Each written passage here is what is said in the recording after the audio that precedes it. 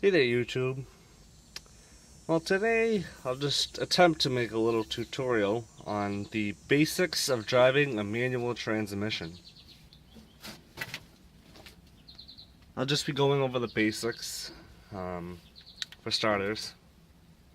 So you can see we have 3 pedals instead of 2: clutch, brake, and gas. And I'm sorry, this brake sticks. Now, yes, with a manual, you drive just like you do in automatic. You have your right foot operates the brake and the gas, and then your left foot operates the clutch. Now, you do not want to have the clutch in all the time, because then you'll burn it out and you'll have to replace it, and that's not cheap.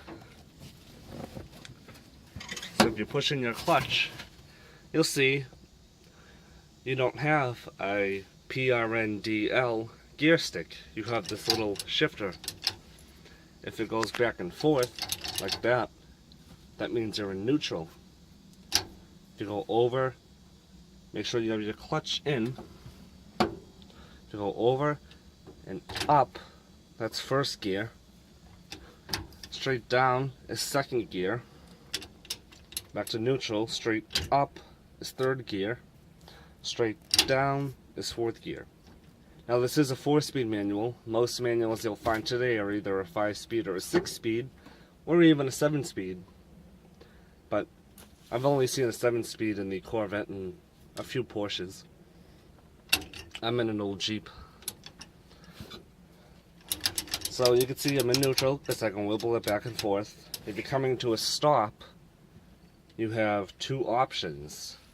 You can either, because say you're in first gear, actually let's put it in second. Say you're in second gear, you can either push the clutch in first and then stop, or you push the clutch in, put it into neutral, let your foot off the clutch, and then brake. If that's how you prefer to do it. When starting out in first gear, you want to push the clutch all the way down, put it into first, and then slowly give it a little gas as you're slowly releasing the clutch. And you'll get going. You won't be perfect at it at first, but you'll get the hang of it. Every manual transmission car has what you call a catch point. It's the distance in which the clutch lets go. Not necessarily lets go, but the car or truck starts moving. As you can see, you can practice it in a parking lot or something. Just slowly let off your clutch. And when the car starts rolling, that's its engagement point.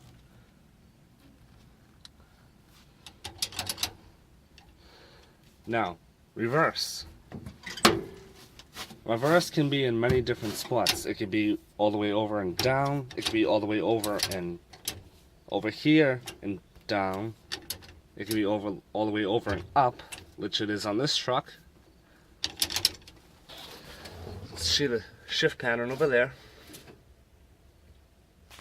Most transmissions you'll find today are first, second, third, fourth, fifth, and then reverse. Or if you have a 6-speed, it's first, second, third, fourth, fifth, sixth, and then over here would be reverse. But reverse can be in a couple different spots depending on the manufacturer of the car or truck. Now, say you're in first gear and you're just cruising along and you want to shift to second. All you have to do is let your foot off the gas, push in the clutch, and shift down to second. Then just let go and continue on the gas. You don't have to hold it in, because then you'll burn your clutch out. Now, when shifting, you always want to push in your clutch.